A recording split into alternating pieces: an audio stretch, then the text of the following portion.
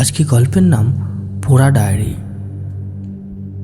2022 সালের শীতকাল, কলকাতার একটা পুরনো এলাকা, গড়িয়া পার্ক।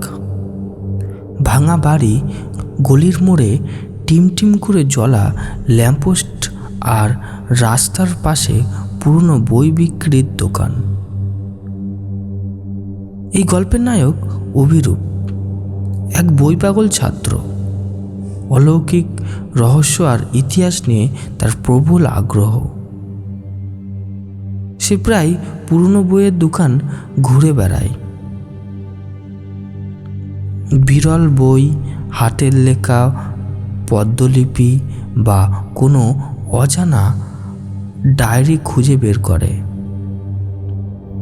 একদিন বিকেলবেলা অভিরূপ গেল তার প্রিয় দোকান সুমেনের ওয়ার্ড বুক স্টোর। দোকানের কোণে একটা পুরনো পুড়ে যাওয়া বই পেয়েছিল, অর্ধেক ছাই অর্ধেক কালি।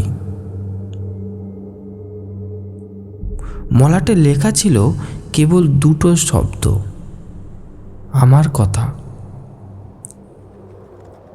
দোকানদার বলল, ওটা নিবি না বাবা, ওই বইটা পুড়ে গেছে। যে বিক্রি করতে এনেছিল সে বলেছিল ওটা নিজেই জ্বলে ওঠে মাঝে মাঝে। অভিরূপ হেসে বলল, ওগুলো গল্প কাকু, আমি নেব। বইটা সে 50 টাকা দিয়ে কিনে বাড়ি ফিরল। রাতে ঘরে আলো নিভিয়ে টেবিলের ল্যাম্পের নিচে বইটা খুলল সে। বইটার অর্ধেক পাতায় আগুনের দাগ, কিন্তু কিছু লেখা এখনো দেখা যায়। প্রথম পৃষ্ঠায় লেখা, আজ আমার 18তম জন্মদিন।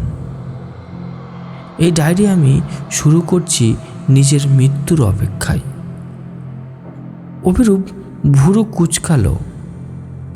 অদ্ভুত শুরু। পাতা উল্টাতেই হালকা পোড়া গন্ধ উঠল।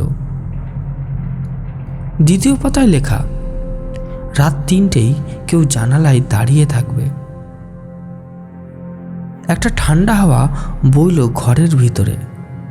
অভিরূপ পিছনে তাকিয়ে দেখে জানলার পর্দা নড়ছে, অথচ জানলা বন্ধ। দ্বিতীয় রাত। অভিরূপ আবার ডায়েরি খুলল। পাতা খুলতেই টেবিলের ল্যাম্প হালকা নিভে গেল। আলো টিমটিম করছে। এই পাতায় লেখা, আজ আমার মাকে পুড়িয়ে মারা হয়েছে। সবাই বলছে দুর্ঘটনা, কিন্তু আমি জানি সে ফিরে আসবে আগুন রূপে। অভিরূপ অবাক হয়ে ডায়েরির নিচে দেখল, টেবিলের কাঠে কালো পোড়া দাগ। সে দ্রুত বইটা বন্ধ করে দিল। মনে মনে ভাবল, সম্ভবত আগুনের ছাই পড়েছিল বইয়ের ভিতর থেকে। কিন্তু কেমন করে? বই তো সে ছুঁয়ে দেখেছে, ঠান্ডা ছিল।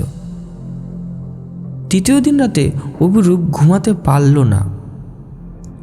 ডায়েরিটা টেবিলে রেখে সে ঘুমিয়ে পড়ল, কিন্তু রাত 3টের দিকে চোখ খুলে যায়। ঘর অন্ধকার। জানলার পাশে দাঁড়িয়ে আছে একটা ছায়া। চুল ঝুলছে, মুখ দেখা যাচ্ছে না। অভিরূপ উঠে টর্চ ধরল, কিন্তু কেউ নেই। কিন্তু টেবিলের উপর খোলা ডায়েরির নতুন পৃষ্ঠা লেখা, আমি তোমার ঘরে এসেছি অভিরূপ। সে ঘাবড়ে গেল, কে লিখলো এটা? কিন্তু কলম তো তার ঘরে। পরদিন সকালে ঘুম থেকে উঠে সে দেখল তার হাতের আঙুলে হালকা লালচে দাগ। মনে হলো যেন কেটে গেছে। টেবিলের দিকে তাকিয়ে দেখল ডায়েরির পরের পাতায় কিছু নতুন লাইন, তুমি পড়লে তুমি আমার গল্পের অংশ হয়ে গেলে। এবারের লেখাটা রক্তে লেখা মনে হচ্ছে। সে ডায়েরি ব্যাগে ভরে বাইরে গেল। কফি খেতে খেতে মীরাকে বলল, তুই বিশ্বাস করবি না, একটা ডায়েরি নিজে থেকেই লেখা হচ্ছে। মীরা হেসে বলল, তোর বেশি হরর গল্প পড়ে মাথা নষ্ট হয়ে গেছে। অভিরূপ কিছু না বলে বাড়ি ফিরে এলো, কিন্তু ভিতরে ভিতরে ভয় জমতে লাগলো।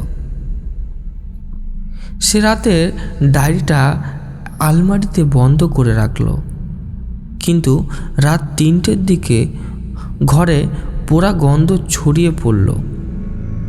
আলমারি খুলে দেখলো ডায়েরি জ্বলছে, কিন্তু আগুনের কোনো ধোঁয়া নেই। পাতাগুলো নিজে থেকেই উল্টাচ্ছে, আর তাতে লেখা উঠেছে, তুমি প্রতিশ্রুতি ভাঙলে, তাই আমি ফিরে এলাম। অভিরূপ ভয়ে বইটা ছুঁড়ে ফেলে দিল, কিন্তু বইটা থামল না। বাতাসে ভাসতে ভাসতে মেঝেতে পড়ল, আর শেষ পাতায় লেখা উঠল, আমার মা তোমার ঘরে আছে। একসঙ্গে দরজা ঠক ঠক শব্দ। অভিরূপ দরজার দিকে তাকিয়ে রইল।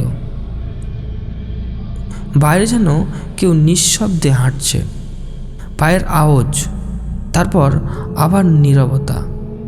হঠাৎ পিছনে আগুনের আলো পড়ল। ঘুরে দেখে তার ঘরের দেয়ালে একটা ছায়া, এক নারীর। সে ধীরে ধীরে সামনে এগোলো, মুখটা পোড়া, চোখে আগুনের আভা। সে বলল, তুমি আমার গল্প পড়ে ফেলেছ, তাই তোমার শেষও আমার মতন হবে। অভিরূপ চেঁচিয়ে উঠল, না, আমি কিছু করিনি, কিন্তু আগুন ঘিরে ফেলল তাকে। তার শেষ দেখা জিনিসটি সেই ডায়েরির পাতা, যেখানে নিজের নাম লেখা উঠেছে আগুনের অক্ষরে।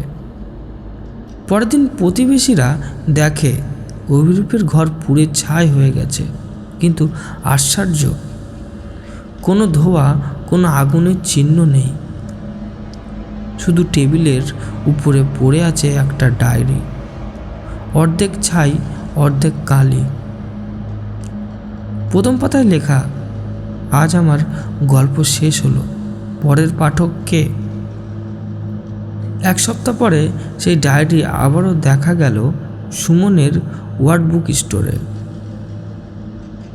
এক কলেজের ছাত্রী বই খুঁজতে এসে জিজ্ঞাসা করল, কাকু, এই পুরনো ডায়েরিটা কত? দোকানদার মৃদু হেসে বলল, 50 টাকা মা।